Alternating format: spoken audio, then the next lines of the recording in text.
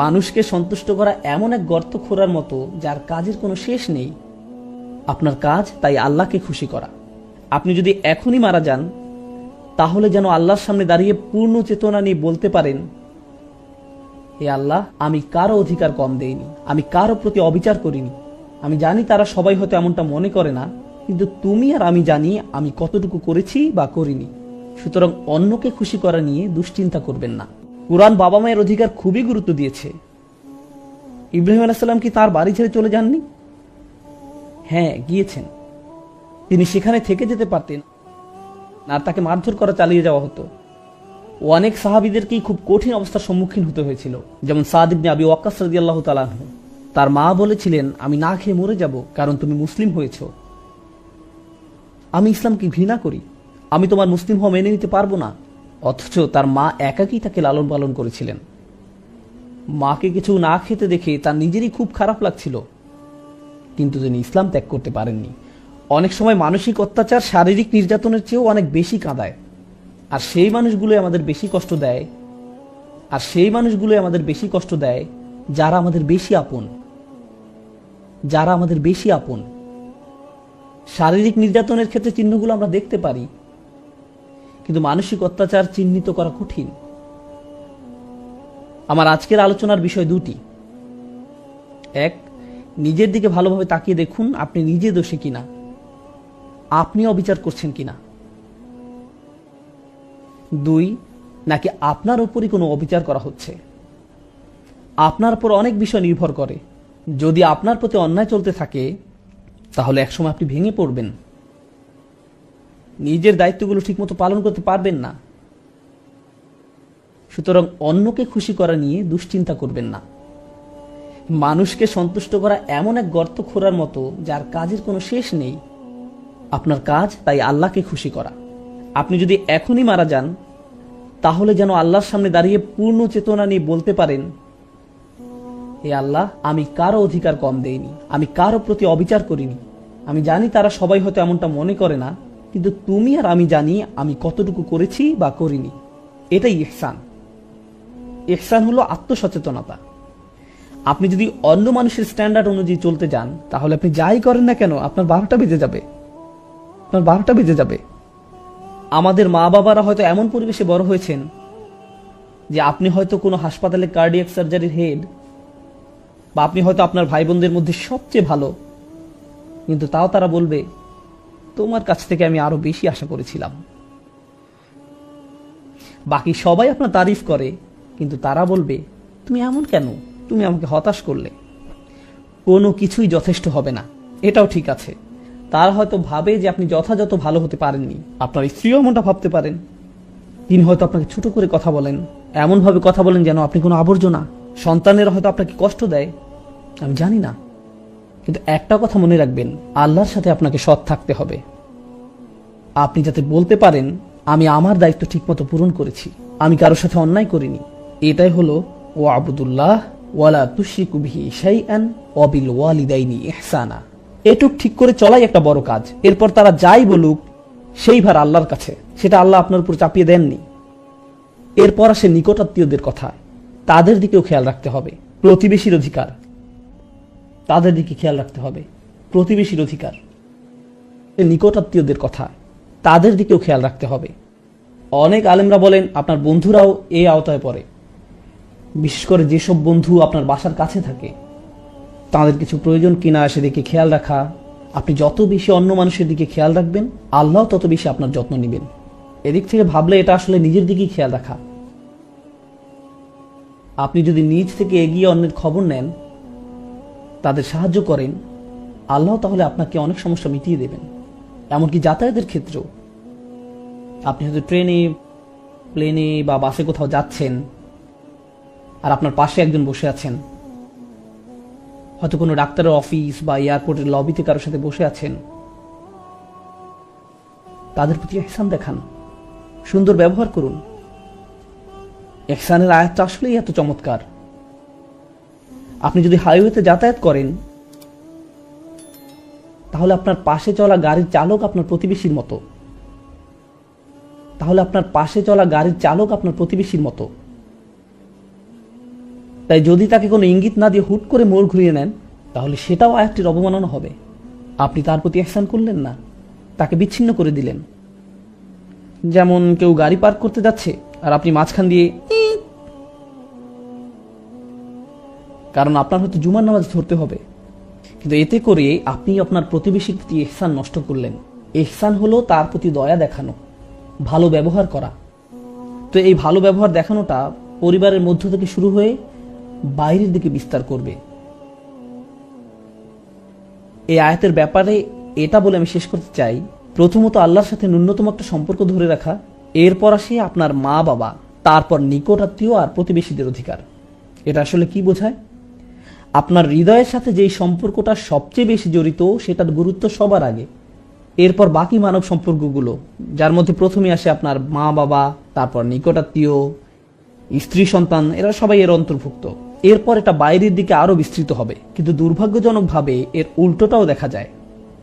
সমাজে আপনি কাউকে দেখতে পান যিনি অনেক ভালো, অন্যদের সাথে ভালো আচরণ করেন, সালাম বিনিময় করেন, খুবই ভালো লোক, কিন্তু যখন তিনি বাসার দরজা লাগান, তারপর তিনি ফেরাউনের মতো হয়ে যান।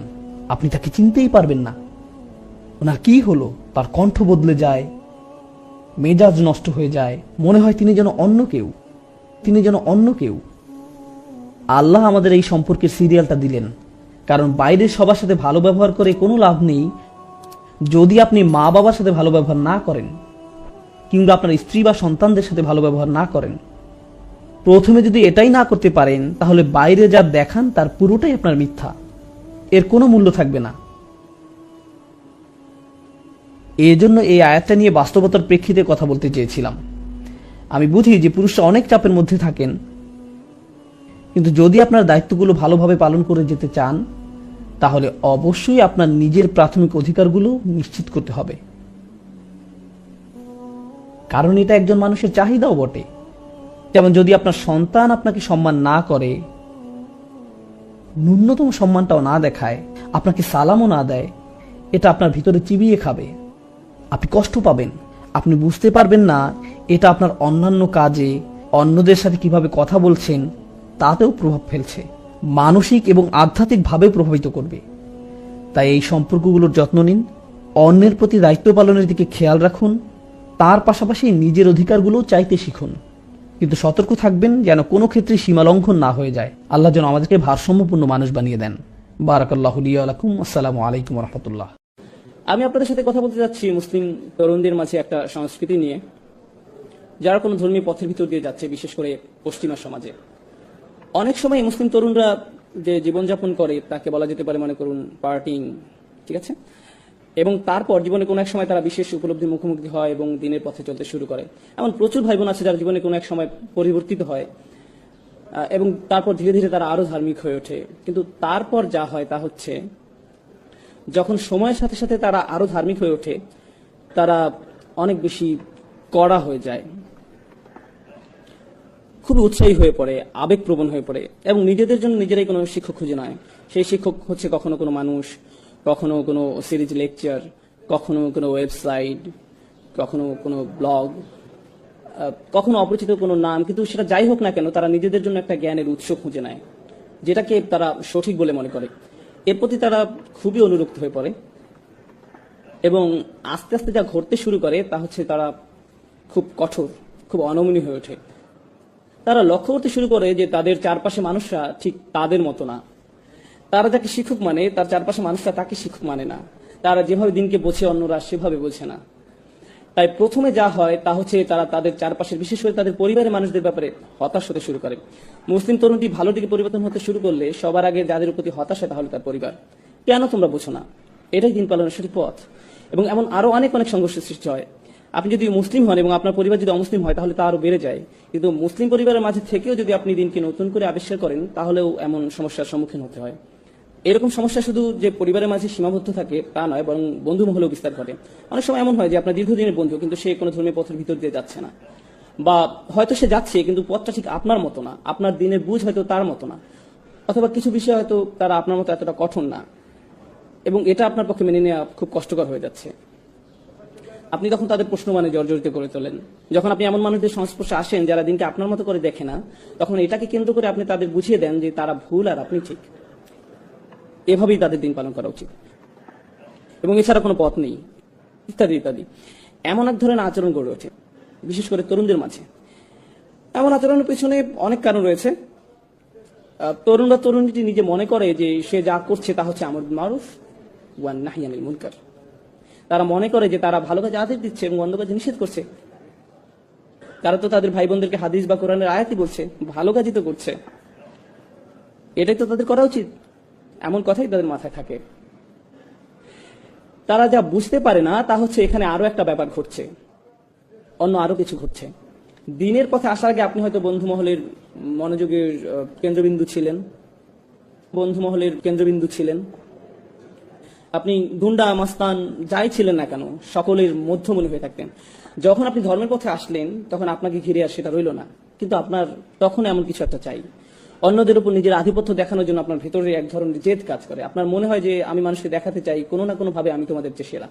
এবং এই ঘুরপথে চলতে গিয়ে বেশিরভাগ সময় নিজের অজান্তেই, অধিকাংশ সময় তারা মানুষকে যে ধর্মীয় মতামত প্রদান করে তার মাধ্যমে তারা নিজেদের শ্রেষ্ঠত্ব দেখাতে চায়। তারা মানুষের কাছে প্রমাণ করে দিতে চায় যে অন্যরা আসলে ধর্মটা ঠিক মতো জানে না, আমি ধর্ম সম্পর্কে ঠিক মতো জানি, আসো তোমাকে বলি কোনটা সঠিক, আসো তোমাকে আয়াতটা শিখাই, তোমাকে হাদিসটা শিখাই, তুমি জানো না এটা এভাবে না ওভাবে। মানে ধর্ম নিজেই আপনার ইগো প্রকাশের মাধ্যম হয়ে ওঠে। এমন ঘটনা খুবই দুঃখজনক, কারণ ধর্ম নাজিল হয়েছিল যেন আমরা নিজেদের বিনয়ী করে তুলি, কিন্তু এখন আমরা সেই একই ধর্ম ব্যবহার করছি নিজেদের অহংকার প্রকাশ করতে, দাম্ভিকতা প্রকাশ করতে। তবে এটা এমন নয় যে শুধু আমাদের তরুণদের মাঝেই ঘটে থাকে, বরং বড়দের মাঝেও হয়। আপনারা ইবলিসের কথা জানেন, সে কিসে আল্লাহর অবাধ্য হয়েছিল? সে সিজদা করতে রাজি হয়নি। আদম আলাইহিস সালামকে আল্লাহ কি কাজ দিতে যাচ্ছিলেন, কেমন উচ্চ বেতন তিনি পেতে যাচ্ছিলেন, আদম আলাইহিস সালাম কি পদোন্নতি পেতে যাচ্ছিলেন, যেটা দেখে ইবলিস বলে উঠেছিল না না না না না আমি এই কাজের জন্য বেশি উপযুক্ত। কি ছিল সেই কাজ? আল্লাহ তাআলা কি উদ্দেশ্যে মানুষ সৃষ্টি করেছিলেন? ইবাদতের উদ্দেশ্যে, ঠিক। এবং আদম আলাইহিস সালামকে বলা হয়েছিল ইন্নী জাইলুন ফিল আরদি খলিফা। আল্লাহ ওনাকে কোথায় ন্যস্ত করেছিলেন? পৃথিবীতে। এবং এটা কি ছিল? আল্লাহর কাজ করার দায়িত্ব। এটা একটা ধর্মীয় উপাধি। আরো সহজভাবে যদি বলি, আদম আলাইহিস সালামকে ধর্মীয় সম্মাননা দেওয়া হয়েছিল, দুনিয়াবী সম্মান না। উনাকে কোনো উচ্চ বেতন বা বিলাস বাড়ি দেওয়া হয়নি, ওনাকে ধর্মীয় মর্যাদা দেওয়া হয়েছিল।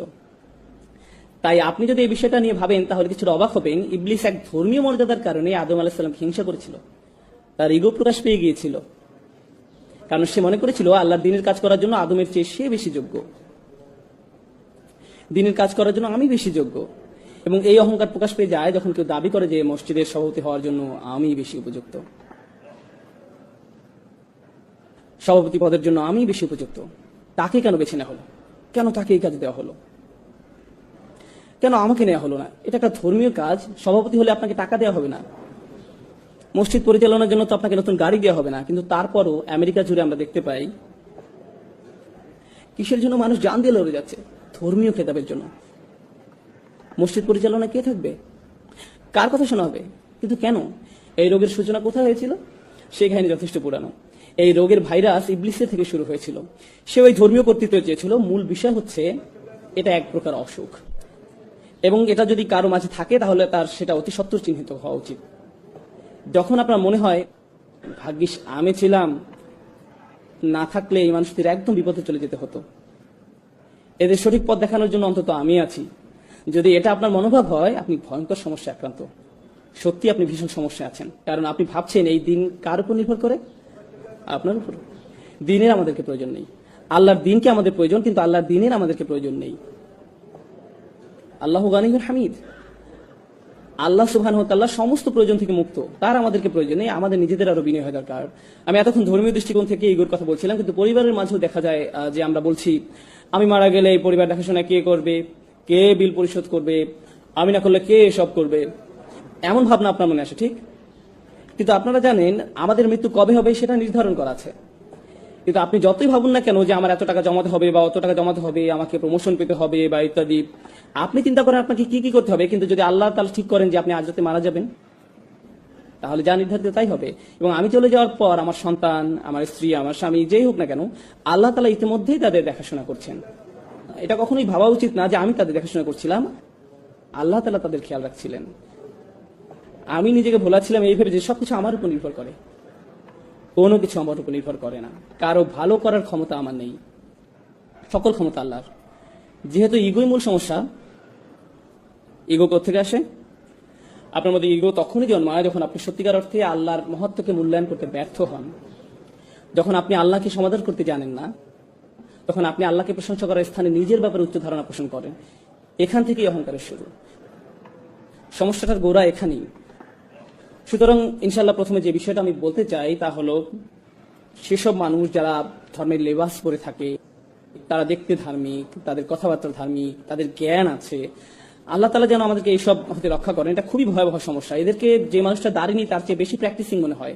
অনেক বোনদের, যেসব বোনরা হিজাব পালন করে না, তাদের চেয়ে বেশি আল্লাহ ভীরু মনে হতে পারে। তাদেরকে বাইরে থেকে দেখতে খুবই ভালো লাগে, কিন্তু তাদের মধ্যে ইগো আছে। আপনার ভিতরে অন্যের সামনে নিজেকে মহান রূপে উপস্থাপন করার তাড়না আছে। আপনার মনে হয় যে আপনি বেশি ধার্মিক, আপনি বেশি যোগ্য, আপনি অন্যদের থেকে ভালো অবস্থানে আছেন। আর আপনি যদি মনের ভিতরে আরেকজন মুসলিমকে ছোট করে দেখেন, তার অবস্থা যেমনই হোক না কেন, আপনি যদি এটা করেন, তাহলে আপনার হৃদয়ে যে জিনিসটা বাসা বেঁধেছে তা হলো কিবর, অহংকার। আর আমরা রাসূল সাল্লাল্লাহু আলাইহি ওয়াসাল্লামের উপদেশ থেকে জানতে পারি যে যাদের হৃদয়ে সরিষার দানার সমান, অর্থাৎ বলতে গেলে কিছুই না,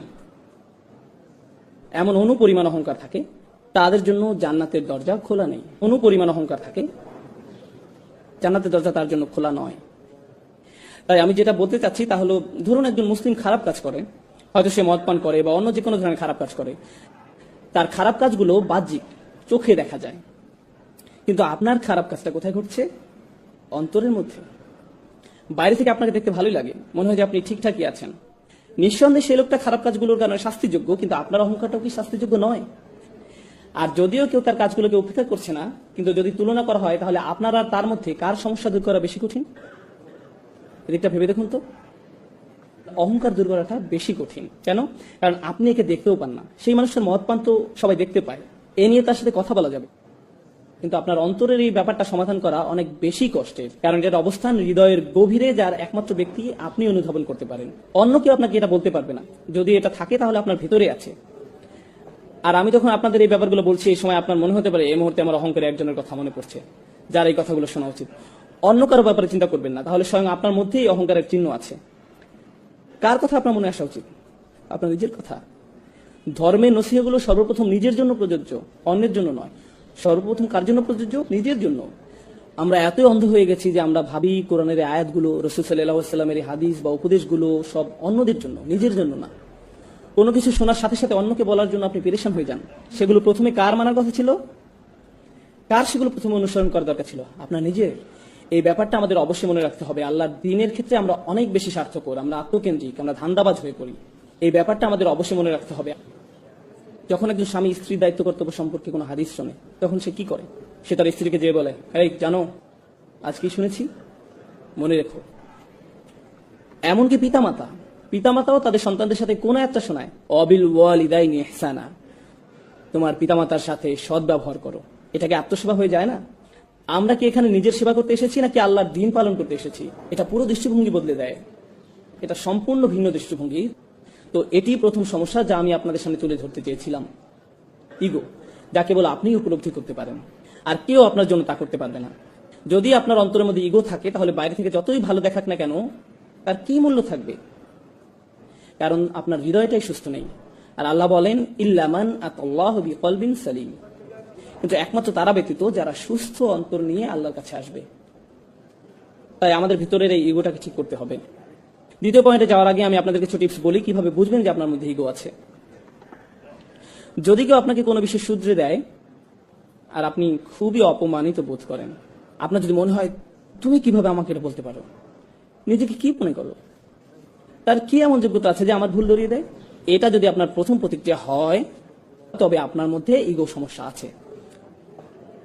সেই লোকটা যদি ভুলও হয়ে থাকে, তার হয়তো সেটা বলা উচিত হয়নি, তারপরও আপনার প্রাথমিক প্রতিক্রিয়া এমন হবে না যে সে কে এটা আমাকে বলা, বরং আপনার প্রতিক্রিয়া হবে, হয়তো এই মন্তব্যের মধ্যে দিয়ে আল্লাহ আমার নিজের কোনো অনুচিত কাজের দিকে মনোযোগ দিতে বলছেন। আচ্ছা, এটা যদি 100% সত্য নয়, কিন্তু তার কথার মধ্যে সামান্য অংশ কি সত্য? এর মাঝে কি 1% সত্য, 0.5% সঠিক? তার কথার মধ্যে যতটুকু সত্য ততটুকুই আমি গ্রহণ করি। আমার নিজেকে বাঁচাতে হবে। সে কে আমাকে এগুলো বলার? নিজের মধ্যে এমন মানসিকতা গড়ে তুলবেন না। বাজে কথার মধ্যে থেকেও ভালোটুকু বের করে আনুন, আর বাকিটা বাদ দিন। যদি আপনার ভিতরে সব আলোচনা অংশ নেওয়ার তাড়না কাজ করে, যদি আপনার মনে হয় যে আলোচনার মধ্যে যে কোনো ভাবেই নিজের মতামত শোনাতেই হবে, আলোচনা শেষে আপনার মত গ্রহণ না করা হলে যদি আপনি খুবই অপমানিত বোধ করেন, হয়তো আপনি একটা মত দিয়েছেন, অন্যজন আরেকটা মত দিয়েছে, আর শেষে তার মতটাই গ্রহণ করা হয়েছে, আর তখন আপনি রাগান্বিত হয়ে সেখান থেকে চলে গেলেন, তাহলে আপনার ইগো প্রবলেম আছে। বিশেষ করে ধর্ম সম্পর্কিত কোনো ব্যাপারে হতে পারে, কোনো মসজিদে বসে কয়েকজন আলোচনা করছে যে তাদের কি করা উচিত এই ব্যাপারে, সেখানে আপনি আপনার মতামত দিলেন, সাথে অন্যরাও দিল, আর এই আলোচনা আল্লাহ সন্তুষ্টির জন্যই হচ্ছে, তাই না? আপনি মসজিদ বিষয়ে অথবা অন্য কোনো ব্যাপারে যে মতামতটা দিলেন, সেটা কাকে খুশি করার জন্য? আল্লাহকে খুশি করার জন্য। আপনি তো সেটা নিজের জন্য দেননি। দেখা যাক আমার মতে প্রাধান্য পায় কিনা, এটা তো আপনার লক্ষ্য ছিল না। আর যদি সেজন্যই দিয়ে থাকেন, তাহলে আপনার চিন্তার মধ্যে সমস্যা আছে। তো আপনি যদি প্রকৃতপক্ষে আল্লাহর সন্তুষ্টির জন্য কোনো বিষয়ে আন্তরিক মতামত দেন, তাহলে ইতিমধ্যেই কি আপনার পক্ষে সব লেখা